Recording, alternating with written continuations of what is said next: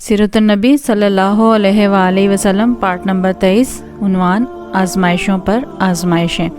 عبداللہ بن جدعان نے فوراً قریش کو 100 درہم دیے تاکہ بتوں کی جو توہین ہوئی ہے اس کے بدلے ان کے نام پر کچھ جانور ذبح کر دیے جائیں۔ پھر وہ حضرت بلال رضی اللہ تعالیٰ عنہ کی طرف بڑھا، اس نے انہیں رسی سے باندھ دیا، تمام دن بھوکا اور پیاسا رکھا، پھر تو یہ اس کا معمول روز کا بن گیا۔ جب دوپہر کے وقت سورج آگ برسانے لگتا تو انہیں گھر سے نکال کر تپتی ہوئی ریت پر چت لٹا دیتا۔ اس وقت ریت اس قدر گرم ہوتی تھی کہ اگر اس پر گوشت کا ٹکڑا رکھ دیا جاتا تو وہ بھی بھون جاتا تھا، اور اسی پر بس نہیں کرتا تھا، ایک وزنی پتھر منگاتا اور ان کے سینے پر رکھ دیتا تاکہ وہ اپنی جگہ سے ہل بھی نہ سکیں۔ پھر وہ بدبخت ان سے کہتا، اب یا تو محمد کی رسالت اور پیغمبری سے انکار کر اور لات و عزا کی عبادت کر، ورنہ میں تجھے یہاں اسی طرح لٹائے رکھوں گا یہاں تک کہ تیرا دم نکل جائے گا۔ حضرت بلال رضی اللہ تعالیٰ عنہ اس کی بات کے جواب میں فرماتے، احد احد، یعنی اللہ تعالیٰ ایک ہے، اس کا کوئی شریک نہیں۔ جب حضرت بلال رضی اللہ تعالیٰ عنہ کسی طرح اسلام سے نہ ہٹے تو تنگ آ کر عبداللہ بن جدعان نے انہیں امیہ بن خلف کے حوالے کر دیا۔ اب یہ شخص ان پر اس سے بھی زیادہ ظلم و ستم ڈھانے لگا۔ ایک روز انہیں اسی قسم کی خوفناک سزائیں دی جا رہی تھیں کہ حضور نبی کریم صلی اللہ علیہ وسلم اس طرف سے گزرے۔ حضرت بلال رضی اللہ تعالیٰ عنہ شدت تکلیف کی حالت میں احد احد پکار رہے تھے۔ آپ صلی اللہ علیہ وآلہ وسلم نے انہیں اس حالت میں دیکھ کر فرمایا، بلال تمہیں یہ احد احد ہی نجات دلائے گا۔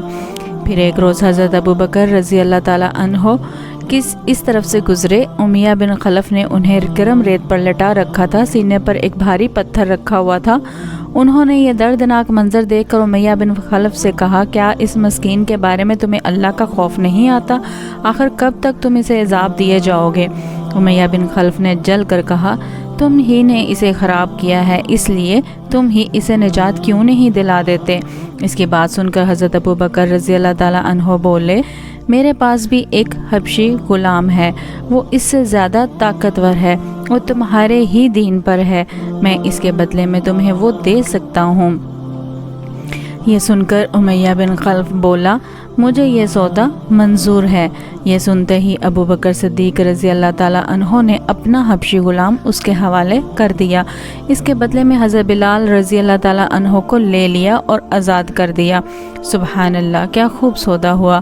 یہاں یہ بات جان لینی چاہیے کہ حضرت ابوبکر رضی اللہ تعالیٰ عنہ کا حبشی غلام دنیا کے لحاظ سے بہت قیمتی تھا۔ یہ بھی کہا جاتا ہے کہ امیہ بن خلف نے غلام کے ساتھ 10 اوقیہ سونا بھی طلب کیا تھا، اور حضرت ابوبکر صدیق رضی اللہ تعالیٰ عنہ نے اس کا یہ مطالبہ بھی مان لیا تھا، چنانچہ آپ نے اسے ایک یمنی چادر اور کچھ سونا دیا تھا۔ ساتھ ہی آپ نے امیہ بن خلف سے فرمایا تھا، اگر تم مجھ سے 100 اوقیہ سونا بھی طلب کرتے تو بھی میں تمہیں دے دیتا۔ حضرت بلال رضی اللہ تعالیٰ عنہ کے علاوہ حضرت ابوبکر صدیق رضی اللہ تعالیٰ عنہ نے اور بھی بہت سے غلام مسلمانوں کو خرید کر آزاد فرما دیا تھا۔ یہ وہ مسلمان غلام تھے جنہیں اللہ کا نام لینے کی وجہ سے ظلم کا نشانہ بنایا جا رہا تھا۔ ان میں ایک حضرت بلال رضی اللہ تعالیٰ عنہ کی والدہ حمامہ رضی اللہ تعالیٰ عنہا بھی تھیں۔ ایک عامر بن فہیرہ رضی اللہ تعالیٰ عنہ تھے، انہیں بھی اللہ کا نام لینے پر بڑے بڑے سخت عذاب دیے جاتے۔ یہ قبیلہ بنی تیم کے ایک شخص کے غلام تھے، وہ حضرت ابوبکر صدیق رضی اللہ تعالیٰ عنہ کا رشتہ دار تھا۔ آپ نے اپنے رشتہ دار سے خرید کر انہیں بھی آزاد فرمایا۔ ایک صاحب ابو فقیہ رضی اللہ تعالیٰ عنہ تھے، یہ صفوان بن امیہ رضی اللہ تعالیٰ عنہ کے غلام تھے۔ یہ حضرت بلال رضی اللہ تعالیٰ عنہ کے ساتھ ہی مسلمان ہوئے تھے۔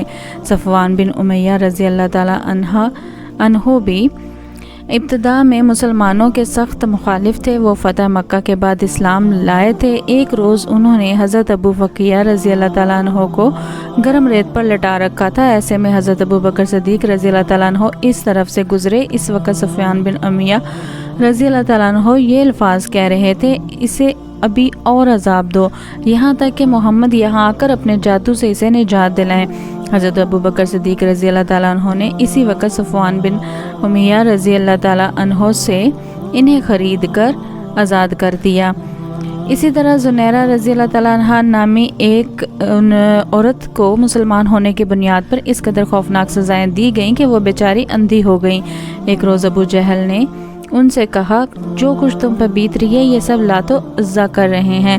یہ سنتے ہی زنیرہ رضی اللہ تعالی عنہا نے کہا ہرگز نہیں، اللہ کی قسم لات و عزا نہ کوئی نفع پہنچا سکتے ہیں نہ کوئی نقصان، یہ جو کچھ ہو رہا ہے آسمان والے کی مرضی سے ہو رہا ہے، میرے پروردگار کو یہ بھی قدرت ہے کہ وہ مجھے میری آنکھوں کی روشنی لوٹا دے۔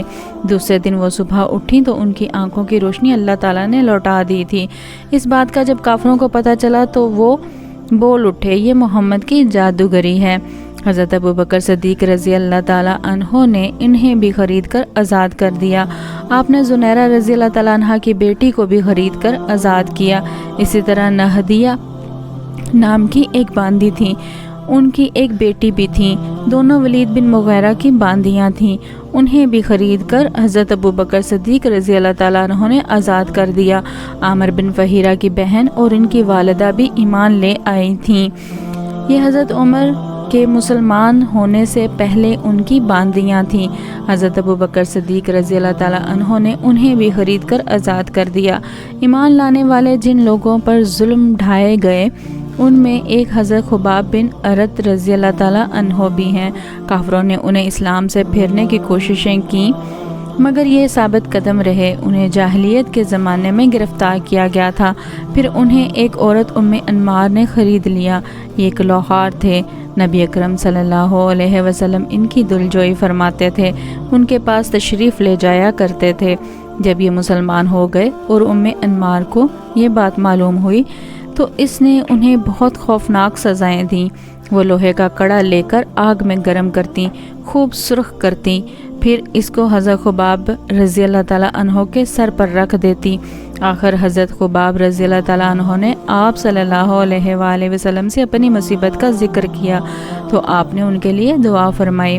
نبی اکرم صلی اللہ علیہ وسلم کی دعا کے فوراً بعد اس عورت کے سر میں شدید درد شروع ہو گیا، اس سے وہ کتوں کی طرح بھونکتی تھی۔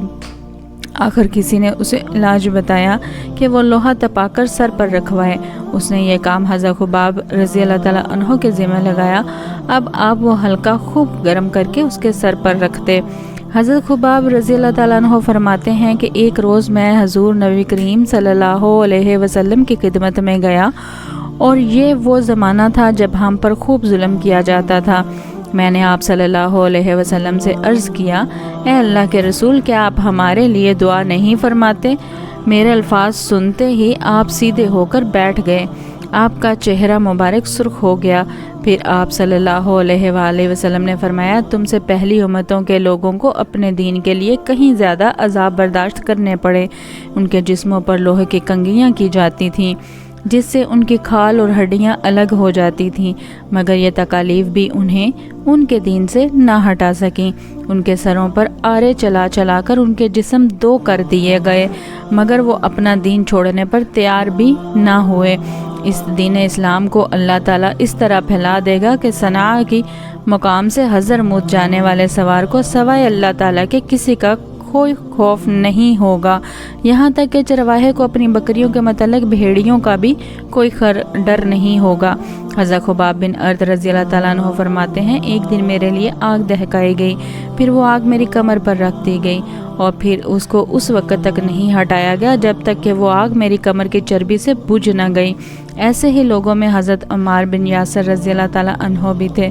حضرت عمار بن یاسر رضی اللہ تعالیٰ عنہ کو ان کے دین سے پھیرنے کے لیے مشرکوں نے طرح طرح کے ظلم کیے، آگ سے جلا جلا کر عذاب دیے، مگر وہ دین پر قائم رہے۔ علامہ ابن جوزی رحمہ اللہ لکھتے ہیں، ایک مرتبہ حضرت صلی اللہ علیہ وسلم اس طرف تشریف لے جا رہے تھے، اس وقت حضرت عمار رضی اللہ تعالیٰ عنہ کو آگ سے جلا جلا کر تکالیف پہنچائی جا رہی تھیں۔ ان کی کمر پر جلنے کی وجہ سے کوڑ جیسے سفید داغ پڑ گئے تھے۔ حضرت صلی اللہ علیہ وسلم نے ان کے سر پر ہاتھ پھیرا اور فرمایا، اے آگ، ٹھنڈی اور سلامتی والی بن جا جیسا کہ تو ابراہیم علیہ السلام کے لیے ہو گئی تھی۔ اس دعا کے بعد انہیں آگ کی تکلیف محسوس نہیں ہوتی تھی۔ حضرت ام ہانی رضی اللہ تعالیٰ عنہ کہتی ہیں کہ حضرت عمار بن یاسر، ان کے والد یاسر، ان کے بھائی عبداللہ اور ان کی والدہ سمیہ رضی اللہ تعالیٰ عنہ بھی ان سبھی کو اللہ کا نام لینے کی وجہ سے سخت ترین عذاب دیے گئے۔ ایک روز جب انہیں تکالیف پہنچائی جا رہی تھی تو نبی کریم صلی اللہ علیہ وسلم اس طرف سے گزرے۔ آپ نے ان کی تکالیف کو دیکھ کر فرمایا، اے اللہ، آل یاسر کی مغفرت فرما۔ ان کی والد سمیہ رضی اللہ تعالیٰ عنہ کو ابو جہل نے کے چچا حذیفہ بن ابن مغیرہ نے ابو جہل کے حوالے کر دیا۔ یہ ان کی باندی تھیں۔ ابو جہل نے انہیں نیزہ مارا، اس سے وہ شہید ہو گئیں۔ اس طرح اسلام میں انہیں سب سے پہلی شہید ہونے کا اعزاز حاصل ہوا۔ آخر انہی مظالم کی وجہ سے حضرت عمار رضی اللہ تعالیٰ عنہ کے والد یاسر رضی اللہ تعالیٰ عنہ بھی شہید ہو گئے۔ اپنے ان مظالم اور بدترین حرکات کے ساتھ ساتھ یہ لوگ حضور اکرم صلی اللہ علیہ وسلم سے معجزات کا مطالبہ بھی کرتے رہتے تھے۔ ایک روز ابو جہل دوسرے سرداروں کے ساتھ حضور نبی کریم صلی اللہ علیہ وسلم کے پاس آیا اور بولا، اے محمد، اگر تم سچے ہو تو ہمیں چاند کے 2 ٹکڑے کر کے دکھاؤ، وہ بھی اس طرح کہ ایک ٹکڑا ابو قبیس پہاڑ پر نظر آئے اور دوسرا کہ کعان پہاڑ پر نظر آئے۔ مطلب یہ تھا کہ دونوں ٹکڑے کافی فاصلے پر ہوں تاکہ اس کے 2 ٹکڑے ہونے میں کوئی شک نہ رہ جائے۔ اس روز مہینے کی 14ویں تاریخ تھی، چاند پورا تھا۔ آپ صلی اللہ علیہ وسلم نے ان کی یہ عجیب فرمائش سن کر فرمایا، اگر میں ایسا کر دکھاؤں تو کیا تم ایمان لے آؤ گے؟ انہوں نے ایک زبان ہو کر کہا، ہاں بالکل، ہم ایمان لے آئیں گے۔ آپ صلی اللہ علیہ وسلم نے اللہ تعالیٰ سے دعا فرمائی کہ آپ کے ہاتھ سے ایسا ہو جائے۔ چنانچہ چاند فوراً 2 ٹکڑے ہو گیا۔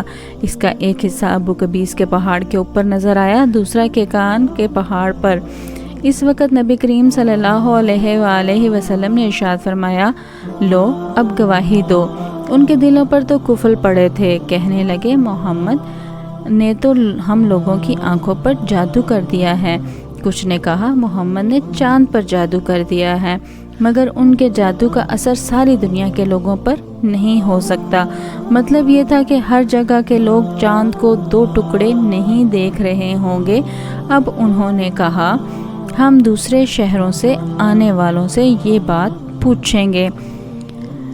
چنانچہ جب مکہ میں دوسرے شہروں کے لوگ داخل ہوئے تو انہوں نے چاند کے بارے میں ان سے پوچھا۔ آنے والے سب لوگوں نے یہی کہا، ہاں ہاں، ہم نے بھی چاند کو 2 ٹکڑے ہوتے دیکھا ہے۔